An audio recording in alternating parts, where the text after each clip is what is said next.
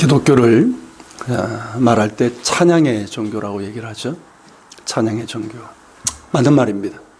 구약 성경도 그렇고 신약 성경도 그렇고 찬양으로 가득 차 있는 게 성경이고, 그리고 또한 하나님의 백성들은 찬양하는 사람들입니다. 그리스도인들이 하나님을 노래하는 것을 막는 것은 불가능합니다. 그리스도인이라고 했을 때는 어떤 뜻입니까? 하나의 종교인이 아니잖아요. 그가 예수 그리스도를 구주로 믿고 하나님의 자녀가 되었다는 것인데, 그것은 하나님과 새로운 관계를 맺은 자이고 예수 그리스도를 통해서 주신 하나님의 은혜를 찬양하며 노래하고 예배하는 사람이라는 것을 의미하는 겁니다. 그래서 여러분, 구원받은 자에게서 나타나는 첫 번째 특징이 뭐냐면 찬양이에요. 예배고요. 그리고 여러분, 성령 충만을 얘기할 때 성령 충만의 분명한 표지 하나가 뭘까요? 찬양이에요. 맞죠? 성령 충만한 사람, 그러면 찬양하는 사람입니다. 저도 예전에 정말 주님 새롭게 만나고 정말 뜨거워, 그때는 청년 나이였지만 그냥 찬양하는데, 그냥 두세 시간을 혼자 그냥 이렇게 찬양하는데 시간 가는 줄 모르고 그렇게 찬양을 했어요. 그렇게 주님을 노래하고 찬송하는 거죠. 특히 우리가 예배로 모일 때 찬양이 없는 예배는 성립될 수가 없습니다. 예배 3요소가 뭡니까? 찬양과 기도가 말씀이에요. 그렇죠? 하나님을 높이고 하나님께 나아가고, 말씀은 하나님께서 목회자를 통해서 여러분들에게 말씀하시는 거거든요. 이 세 가지 요소가 있어요. 찬양이 없는 예배는 성립되지 않습니다. 하나님을 향한 찬양과 하나님을 기뻐하는 노래가 있는 것이 바로 예배입니다. 시편 95편 1절에서는 예배가 무엇인지를 노래하고 있는데요. 자, 같이 한번 읽겠습니다. 오라, 우리가 여호와께 노래하며 우리 구원의 반석을 향하여 즐거이 외치자. 자, 예배는 하나님을 기뻐하며 노래하는 것이고, 우리를 구원하시고 또한 우리의 구원의 반석이 되시는 하나님을 향하여 즐거이 외치는 겁니다. 그것이 예배예요. 그러니까 예배는 뭐다? 노래하는 것이고 외치는 거예요. 점잖게 이렇게 점잖게 앉아가지고 감상하는 게 아니에요. 외치는 거예요. 그게 예배예요. 그래서 예배는 찬양이 있고, 그 찬양은 또한 기도가 됩니다. 여러분, 찬양을 뭐라고 그럽니까? 곡조 있는 기도라고 하죠. 찬양은 기도예요. 그냥 입으로 건성으로 부르는 것이 아니라 그 마음에서부터 드리는 찬양이 될 때 그 찬양은 뭐가 될까요? 곡조 있는 기도로 하나님께 올려지는 거예요. 그래서 여러분, 찬양할 때 응답이 주어집니다. 아십니까? 내가 정말 내 마음의 간절함으로 하나님을 찬양할 때 하나님의 임재를 경험하고, 내가 그동안 하나님께 구했던 것들을 응답해 주시는 그걸 경험하게 되는 거예요. 여러분, 찬양은 기도입니다. 그리고 여러분, 우리가 사랑하는 시편도 어떻습니까? 그 시편은 우리가 이제 시로 되어 있으니까 어떤 시적인 문학으로 생각하지만 원래는 뭡니까? 원뜻은 뭐냐면 노래라는 뜻이에요. 히브리어 원문으로는 테헬림, 노래들이라는 뜻이에요. 그러니까 노래이고 기도인 겁니다. 그게 시편이에요. 사실 시편은 가장 오래된 찬송책이라고 할 수가 있습니다. 그렇죠? 또한 기도서라고 할 수 있는 거예요. 우리는 이제 찬송가라고 하는 이 책을 갖고 있고, 그리고 이제 계속해서 많은 찬양들이 만들어지고 있지만 가장 오래된 찬송책은 역시 시편이고, 이 시편은 여전히 사랑받고 있는 찬송입니다. 실제로 우리가 부르는 찬양들 중에, 찬송도 그렇고 찬양 중에 이 시편의 가사, 시편을 내용을 가지고 만들어진 찬양이 그렇게 많은 거 아시죠? 그리고 시편을 읽고 묵상하는 것 자체가 찬양이 되고 기도가 됩니다. 특히 여러분, 어렵고 염려와 두려움이 엄습할 때 시편은 훌륭한 찬양이고 기도가 됩니다. 여러분, 고난의 상황에서 한번 시편을 한번 읽어보세요. 정말 여러분 정말 두렵고 정말 어떤 염려 걱정이 닥칠 때 시편을 펴고 한번 읽어보세요. 묵상해 보세요. 그 시편을 읽는 것 자체만으로도 큰 위로가 될 뿐만 아니라 주님의 임재와 은혜가 임하는 경험을 하게 될 것입니다. 그 시편의 그 구절들이 나의 기도가 된다면 더욱더 그러할 거예요. 여러분, 모든 시편들이 그러하지만 특히 우리가 사랑하는 시편 23편이 더욱더 그럴 겁니다. 자, 시편 23편 같이 한번 읽어볼까요? 여호와는 나의 목자시니 내게 부족함이 없으리로다. 그가 나를 푸른 풀밭에 누이시며 쉴만한 물가로 인도하시는도다. 내 영혼을 소생시키시고 자기 이름을 위하여 의의 길로 인도하시는도다. 해를 두려워하지 않을 것은 주께서 나와 함께 하심이라. 주의 지팡이와 막대기가 나를 안위하시나이다. 주께서 내 원수의 목전에서 내게 상을 차려주시고 기름을 내 머리에 부으셨으니 내 잔이 넘치나이다. 내 평생의 선하심과 인자심이 반드시 나를 따르리니 내가 여호와의 집에 영원히 살리로다. 정말 아름다운 뜻이죠. 그냥 문학적으로 봐도요, 정말 아름다운 시예요. 그리고 분위기가 어떻습니까? 목가적인, 그죠? 저 푸른 초원이 목가적인 그런 시로 느껴집니다. 그렇지만 이 노래가 나온 배경을 알면 이 시가 얼마나 처절하고 고통스럽고 외로운 상황에서 나온 것인지를 알게 됩니다. 우리가 아는 것처럼 이 시는 다윗의 노래입니다.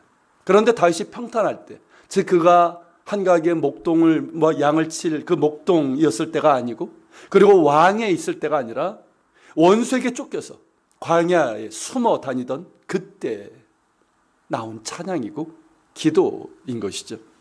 지금 자신은 어떤 상황일까요? 사망의 음침한 골짜기를 다니고 있는 상황이에요. 사망의 음침한 골짜기.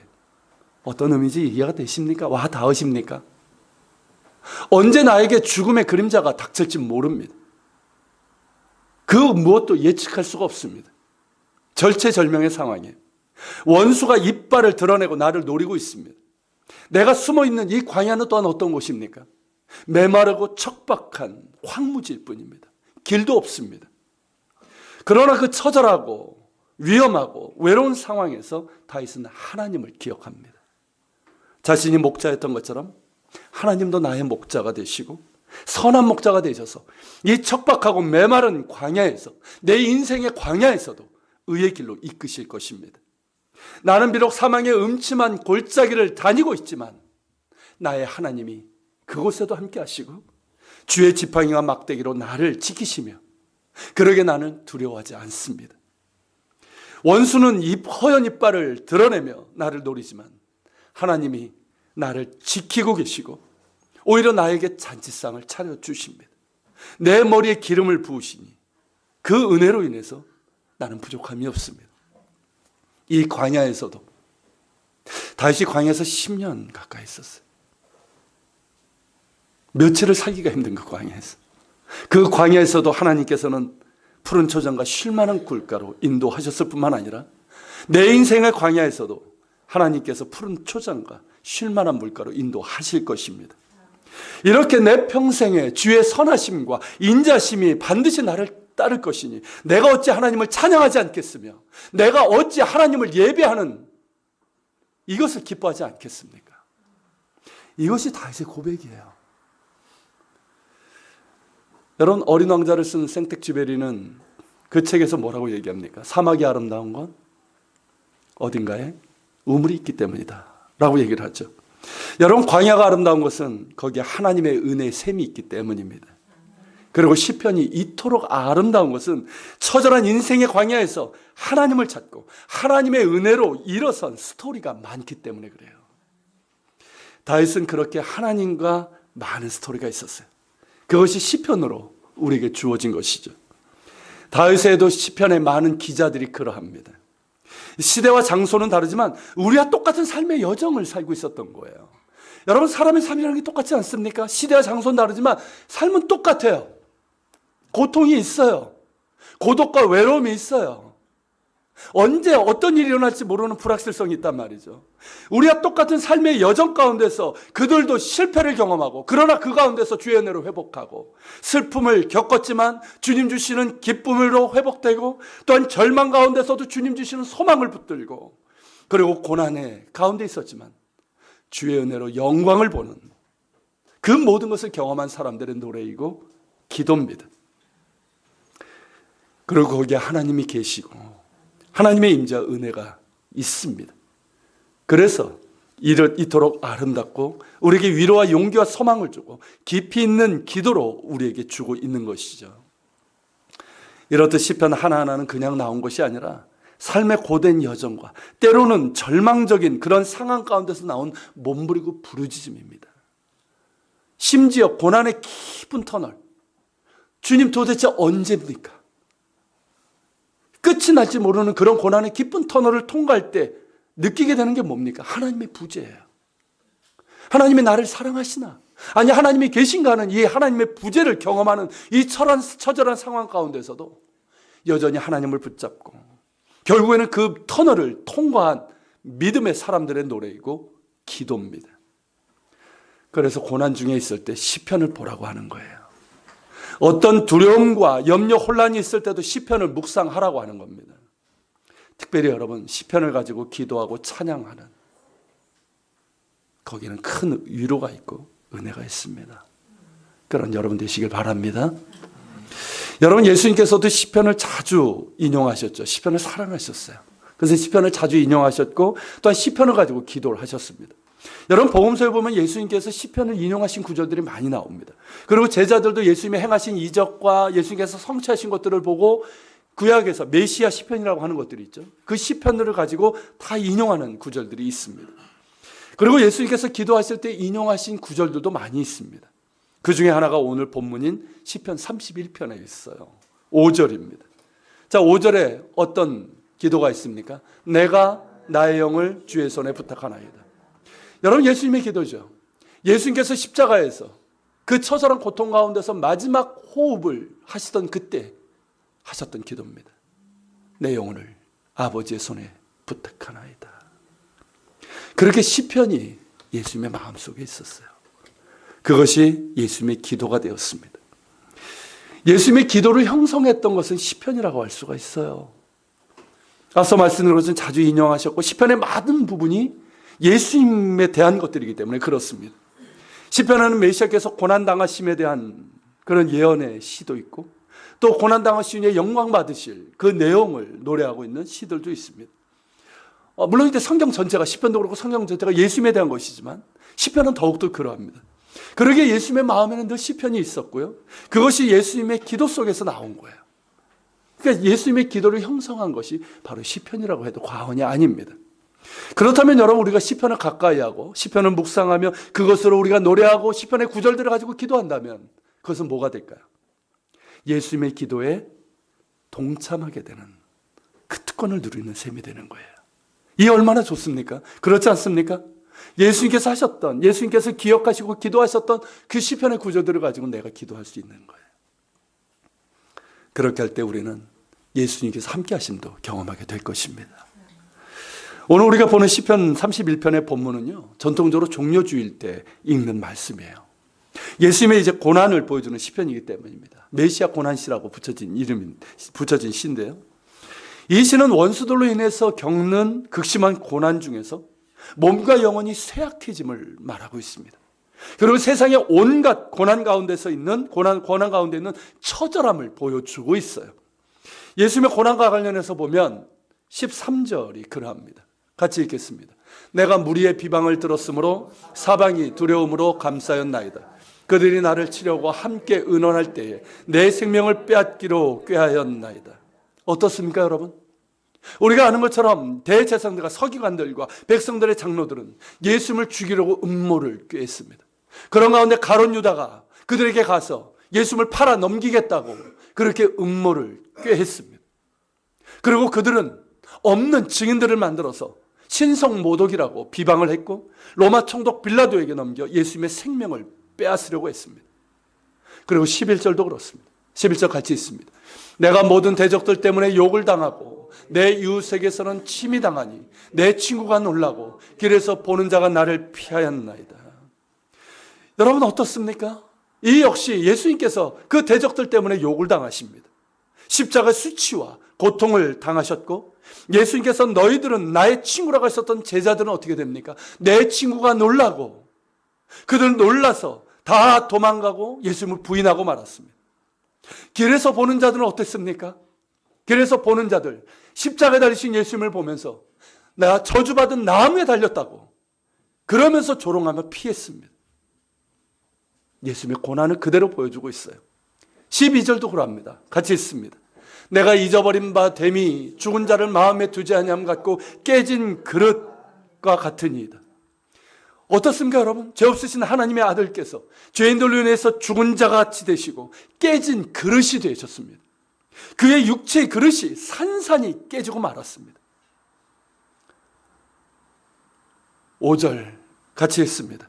내가 나의 영을 주의 손에 부탁하나이다. 진리의 하나님 여호와여 나를 속량하셨나이다. 그 극심한 고통 가운데서 예수님께서 성부 하나님을 찾았고 나의 영혼을 아버지 손에 맡기시면서 그렇게 숨을 거두셨습니다.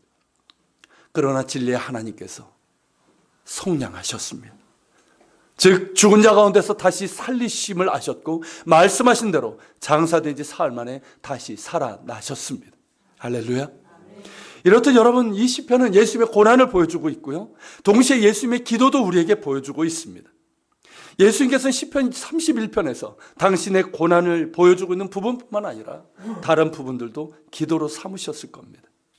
특히 여러분 이 시편 31편의 구절을 보면 메시아의 고난이 가운데 있고요, 이 고난이 상황이 가운데 있고, 그리고 이 고난의 본문 앞뒤에 하나님을 향한 신뢰, 그리고 하나님을 향한 찬양이 든든한 방패막처럼 둘러싸여 있다는 거예요. 그러니까 이 고난 가운데 하나님을 찾는 이것은 단순히 뭡니까? 하나님 내가 고난 가운데 있습니다, 그 뜻이 아니에요. 내가 하나님을 신뢰하고 있습니다. 비록 내가 고난당하지만, 이 고난의 가운데 있지만 나는 하나님을 신뢰하며 또한 하나님께서 나를 영광 가운데 이끄실 것입니다. 그 고백이 있는 거예요. 자, 앞부분을 우리가 같이 보겠습니다. 6절서부터 8절입니다. 같이 읽겠습니다. 내가 허탄한 거짓을 숭상하는 자들은 미워하고 여호와를 의지하나이다. 내가 주의 인자심을 기뻐하며 즐거워할 것은 주께서 나의 고난을 보시고 환난 중에 있는 내 영혼을 하셨으며 나를 원수의 수중에 거두지 아니하셨고 내 발을 넓은 곳에 세우셨음이니이다. 보십시오 여러분, 예수님과 연결해서 보면 어때요? 어떻습니까? 예수님은 철저하게 성부 하나님을 의지하셨습니다. 그리고 그 뜻에 순종하셨습니다. 그것을 보여주는 것이 바로 겟세마네 기도 아닙니까? 여러분 겟세마네 기도 어떤 기도였습니까? 땀방울이 핏방울이 되는 그 처절한 기도, 십자가의 고통과 죽음 앞에서 하나님을, 성부 하나님을, 자신의 아버지를 신뢰하는 기도예요. 그러면서 그 뜻에 순종하고자 하신 겁니다. 히브리서 5장 8절 말씀처럼 예수님께서는 하나님의 아들이심에도 고난을 통해서 순종을 배우셨습니다. 예수님께서는 이 시편의 노래처럼 십자가의 고난 앞에서 순종을 배우셨고 성부 하나님의 인자심을 기뻐하며 즐거워하셨고 원수의 손에 의해 죽임을 당하나 원수의 수중에 가두지 아니하실 것을 아셨습니다. 이제 시편 뒷부분도 한번 볼까요? 어떻게 노래하고 있는지 같이 읽습니다. 여호와를 찬송할지어다. 견고한 성에서 그의 놀라운 사랑을 내게 보이셨음이로다.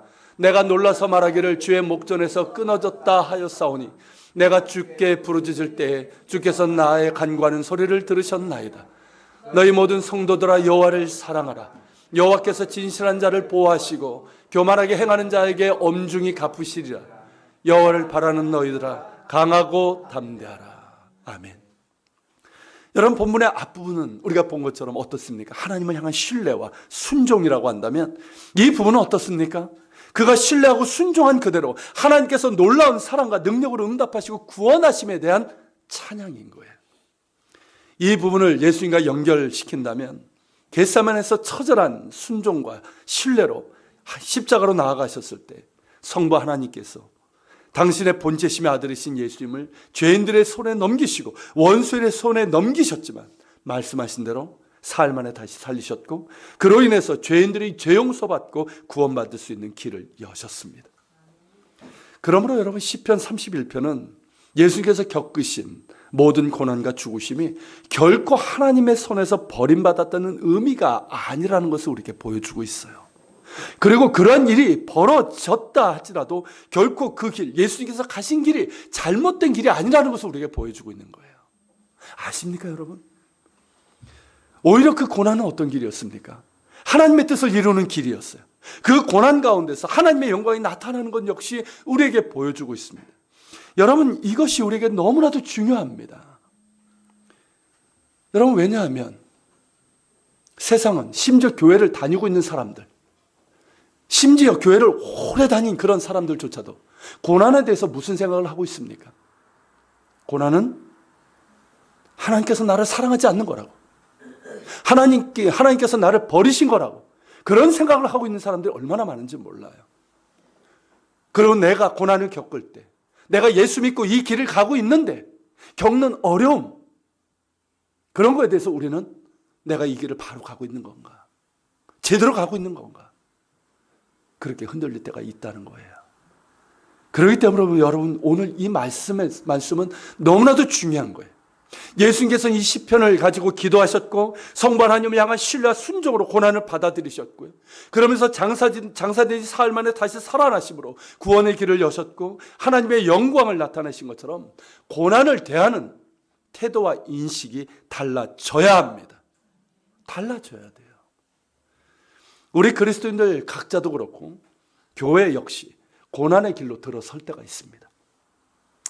물론 우리 자신이 잘못해서 겪는 것을 말하는 건 아니에요. 물론 그것도 이제 고통은 고통이지만 그런 경우는 어떻게 될까요? 내가 잘못해서 겪는, 우리가 잘못해서 겪는 어려움이라면 어렵지 않아요. 빨리 회개하는 거예요. 빨리 회개하고 돌이키는 거예요. 그러면서 하나님의 용서와 긍휼을 구하는 거예요. 그럴 때 하나님께서 건져 주십니다.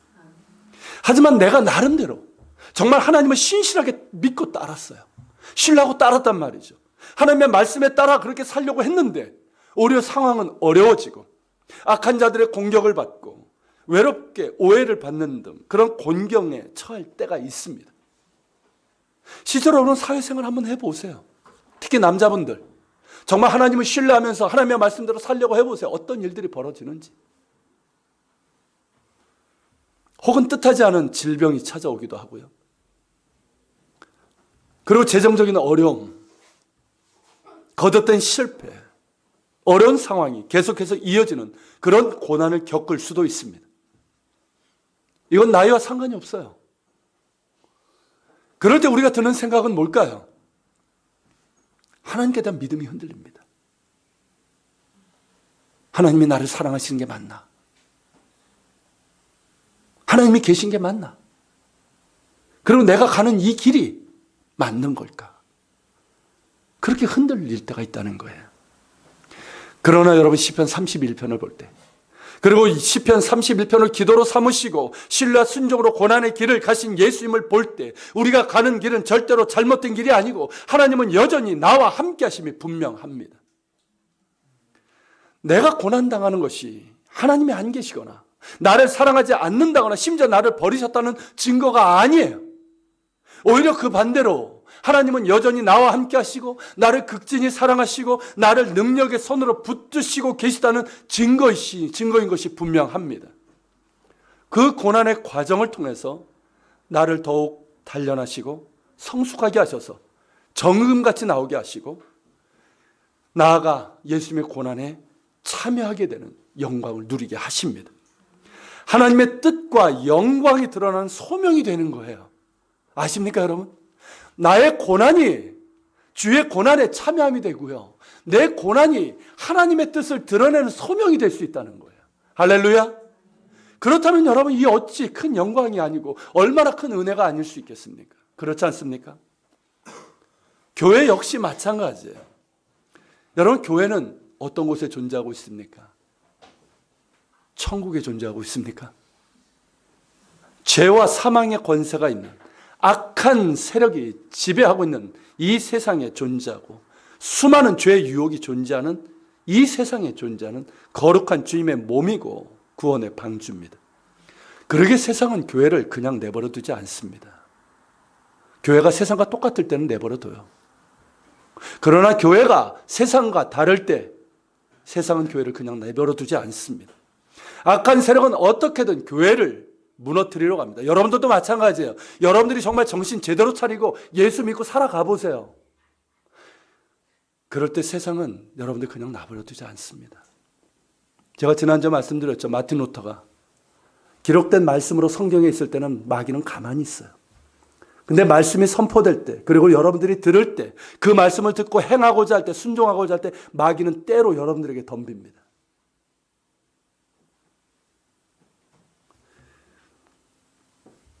개인적으로도 그렇고 교회도 그래요. 실제로 여러분 교회 2000년의 역사를 한번 보십시오. 그리고 그 전에 구약성에 나타난 이스라엘 구약의 성도들도 한번 보십시오.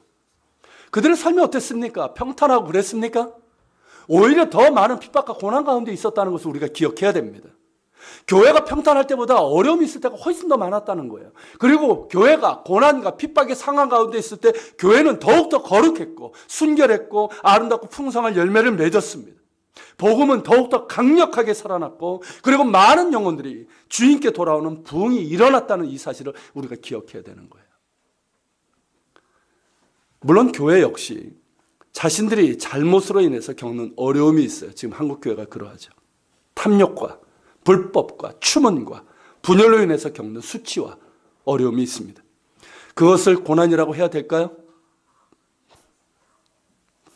그렇게들 자꾸 얘기를 해석을 해요. 자기들이 잘못해놓고 고난이래요. 고난이라고 하면 안 돼요. 그런 경우는 정말 하나님께 철저하게 회개해야 됩니다. 철저하게 회개하고 상처받은 이들에게도 용서를 구해야 돼요. 하지만 때때로 여러분, 하나님의 백성 전체가 빛이 아닌 어둠 가운데서 주님을 따르라는 부름을 받기도 한다는 이 사실을 기억해야 됩니다. 교회가 이 고난의 길로 부르심을 받을 때가 있다는 거예요. 아십니까, 여러분? 여러분들도 마찬가지예요. 때로는 하나님께서 여러분들을 고난의 길로 부르실 때가 있어요. 그때가 있다는 것을 우리가 기억을 해야 됩니다. 분명 교회는 주님께서 세우셨고 오직 주님만 주인 되시고 주님께서 원하시고 기뻐하시는 교회를 세우기 위해서 목회자도 힘쓰고 온 교우들이 하나 되어서 섬기고 뜨겁게 기도하고 선한 일도 많이 하지만 교회가 어려움에 처할 때가 있다는 거예요. 제가 이제 광염회 목사님들과 이제 교제를 하는데 광염회가 뭔지 아시죠? 우리처럼 이제 서울광염교회 도움을 받거나 혹은 그 교회에서 이제 개척을 한 그런 교회들, 그 목사님들 모임이에요. 그 광염회 모임에서 이렇게 가보면 이분들이 다 그런 경험을 하신 분들이에요. 이미 자립하신 교회도 그렇고 저희처럼 아직 개척 가운데 있는 그 교회들도 그렇고 그런 경험이 있는 거예요. 그분들은요, 내가 그분들을 좋아하는 이유는 뭐냐면 저하고 교단은 다 달라요. 그럼에도 그분들을 좋아하는 이유가 뭐냐면 한결같이 주님이 주인 되시고 주님 기뻐하시는 교회를 세우기 위해서 개척을 하신 분들이에요. 정말 헌신하고 그 어려운 가운데서도 정말 주님께 헌신하는 그런 분들이에요. 그런데 어려움이 찾아와요. 담임 목사에게 어려움이 찾아오기도 하고요.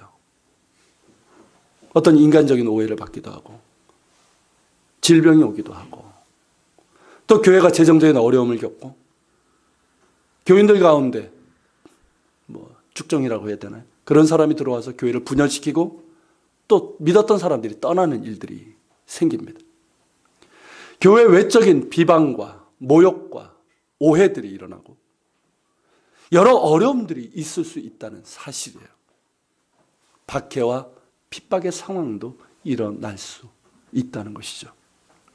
그러나 그것이 결코 잘못된 길로 가고 있다는 의미가 아니라는 사실이에요. 오히려 바른 길을 가면 갈수록 더 어려움을 겪을 수 있습니다. 여러분, 주님께서 말씀하신 길이 뭡니까? 우리에게 가라고 하신, 주님께서 앞서가신 그 길은 뭡니까? 좁은 길이에요. 좁은 문이에요. 정말 교회가, 목회자가, 그리고 교인들이 정말 주님만 주인 되시고 주님의 말씀에 순종하면서 주님 기뻐하시는 교회를 세우고자 한다면 그 길은 좁은 길이고 좁은 문으로 가는 것이 될 수밖에 없지 않을까요? 그렇다고 한다면 제대로 가고 있는 것이 맞습니다. 바르게 가고 있는 것이고 그러기에 교회는 더욱더 주님을 신뢰하며 순종하는 법을 배워야 되는 거예요. 맞지 않습니까? 그 어려운 가운데서도 교회도 그렇고 여러분들도 마찬가지예요. 그 가운데서도 더욱더 주님을 신뢰하고 순종하는 법을 배워야 되는 거예요. 그러면서 어려운 가운데서도 사랑으로 하나 되어서 인내하고 서로를 격려하고 기도하면서 계속해서 주님만 주인 되시고 주님 기뻐하시는 교회를 세워나가야 하는 겁니다. 우리 교회 역시 그러합니다. 지금 우리가 어떤 고난이나 큰 어려움이 있는 것은 아니에요. 하지만 지난 5년여의 시간을 돌아보면 힘들었던 기간도 있었고 어려움도 있었습니다. 지금도 아직 연약하고 작은 미자립 교회인 것이 사실입니다. 그러다 보니까 한때, 지금은 아니지만 한때 저 자신도 지금 제대로 가고 있는 건가? 하면서 흔들릴 때가 있었어요. 그러나 너무나 감사하게도 그때마다 주님께서 우리를 붙잡아 주셨습니다. 부족한 부분도 채워주셨습니다. 그리고 더욱 기도하게 하셨고 말씀과 성령 가운데서 우리가 가는 길이 틀리지 않다고 바르게 가고 있다고 말씀하셨습니다. 그러기에 더욱더 주님을 바라보고 한눈 팔지 알고 오직 주님 바라보며 주님만 주인 되시고 십자가의 복음, 하나님 나라의 복음을 밝히 전하고 더욱 성령으로 하나 되게 하신 것을 힘써 지켜나가고 사랑하고 섬기고 선한 일을 하라고 하시는 겁니다. 그런 까닭에 여러분, 오늘 시편 31편에 14절부터 16절이 우리에게 뜨겁게 다가오는 거예요. 같이 한번 읽어볼까요? 여호와여 그러하여도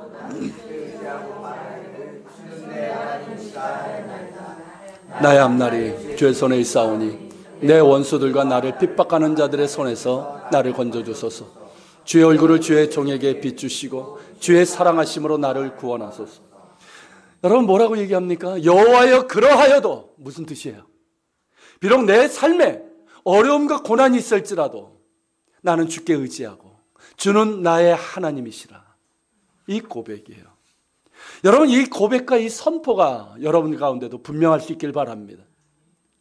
설령 내가 정말 잘못돼서 겪는 어려움이랄지라도 그러하여도 나는 주께 의지하고 주는 내 하나님이시라는 이 고백과 선포가 여러분 가운데 있기를 바랍니다. 그리고 여러분들이 정말 내가 주님을 따르고자 하고 순종하고 하고자 하는데 그런 가운데 받는 그런 어려움과 외로움과 고난이라면 기뻐하십시오. 기뻐하십시오. 나는 제대로 가고 있는 거예요. 나는 더욱더 주를 의지하고 주님은 나의 하나님이십니다. 그리고 여러분 나의 앞날은 주의 손에 있는 거예요. 내 원수들, 나를 핍박하는 자들의 손에 있는 게 아니에요. 오직 주님의 손에 붙들려 있습니다. 나는 주의 것이에요. 믿습니까 여러분? 그러게 두려워하지 않는 거예요. 그러게 두려워하지 않고 염려하지 않는 거예요. 여러분 고린도후서 4장에서 뭐라고 얘기합니까? 우리 안에 뭐가 있다고요? 우리는 질그릇이에요. 깨지기 쉬운 질그릇이에요. 실제로 여러분 어떻습니까? 얼마나 많이 깨져 있습니까? 얼마나 깨진 그릇, 그 금간 것들이 여러분들에게 얼마나 많아요. 그런데 우리 안에 뭐가 있습니까? 보배가 있어요. 예수 그리스도라는 보배가 있어요. 그래서 사방으로 우겨쌈을 당해도 집어 던져도 누가 깨트려도 나는 다시 일어설 수 있어요. 내 안에 예수가 계시기에 나는 주의 것이기에 그러기에 나는 주를 의지하고 주는 나의 하나님이십니다. 이 고백이 분명할 수 있길 바랍니다. 제대로 가고 있는 거예요. 제대로 믿고 있는 거예요. 그리고 고난 그 끝에는 부활의 영광이 있습니다. 할렐루야. 그렇기 때문에 여러분 우리가 구할 것은 뭡니까? 그 가운데서 주님을 더욱더 의지하는 거예요. 그리고 우리가 기도한다면 주의 얼굴을 주의 종에게 비추소서. 은혜를 구하는 거예요. 더욱더. 그러면서 주의 사랑하시는 나를 구원해 주소서. 이 기도입니다. 이 기도가 있기를 바랍니다. 여러분 시편 31편의 마지막 구절 역시 우리에게 이 길이 바르고 주님의 기도에 동참하는 것이며 마침내 하나님의 뜻이 이루어지고 하나님께서 영광 받으실 것임을 말하고 있습니다. 뭐라고 말하고 있습니까? 그러기에 여호와를 찬송할지어다. 여러분 하나님을 찬양합시다. 할렐루야. 어려움과 고난이 있을 때 하나님을 찬양하세요. 마음에 어떤 염려 걱정이 들 때가 있습니까? 두려움이 자꾸만 나를 짓누릅니까? 그때 하나님을 바라보고 찬양하세요. 감사하세요. 내 영혼아, 여러분 시편 기자들이 뭐라고 합니까? 내 영혼아 여호와를 찬양하라. 무슨 뜻이에요? 내 영혼이 자꾸만 이 두려움과 상황 가운데서 짓눌리고 있어요. 위축되고 있어요. 흔들리고 있어요. 그런 내 영혼에게 선포하는 거예요. 내 영혼아 여호와를 송축할지어다. 찬양할지어다. 주의 선하심에 감사할지어다. 하나님을 찬양하십시오.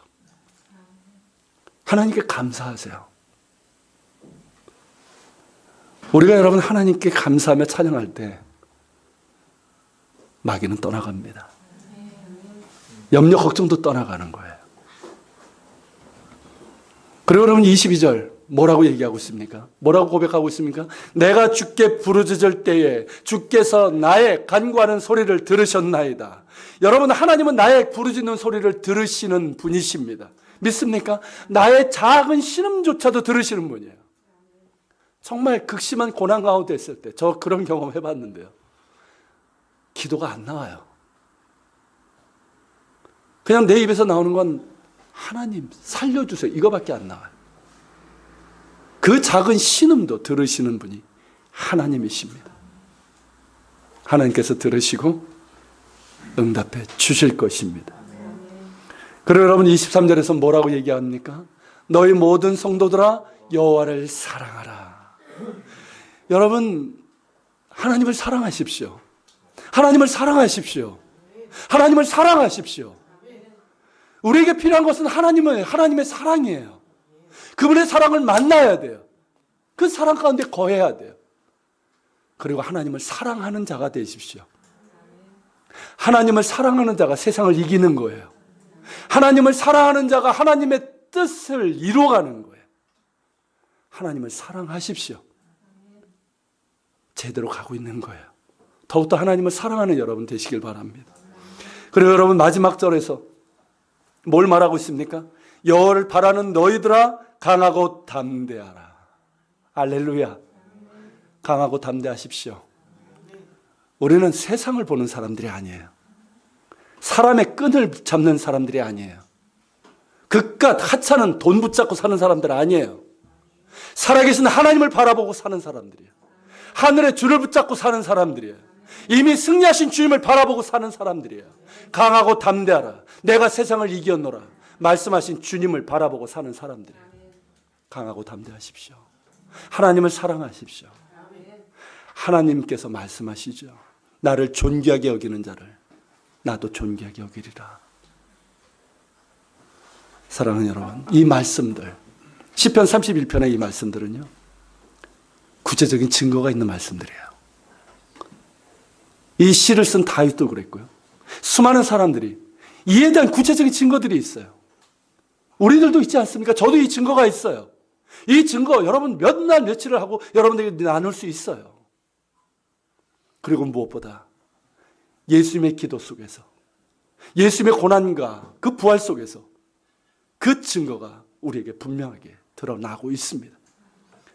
그러기에 여러분 개인적인 어려움이나 고난이 있을 때라도 혹은 우리 교회라도 비록 우리가 연약할지라도 혹은 앞으로 어떤 어려움이 있다 할지라도 주님의 고난에 오히려 우리가 동참할 수 있음을 우리가 감사하고 오늘 이 시편의 고백처럼 예수님께서 그리하셨던 것처럼 더욱더 주님을 가까이하며 주님을 향한 신뢰와 순종을 배워나갈 수 있기를 바랍니다. 그리고 주님 보여주시고 앞서가신 그 길 바른 길이에요. 그 길로 계속할 수 있는 우리가 될 수 있기를 축원합니다. 자리에서 일어납시다. 일어나서 우리 찬양 드리고 기도하는 시간을 가집시다.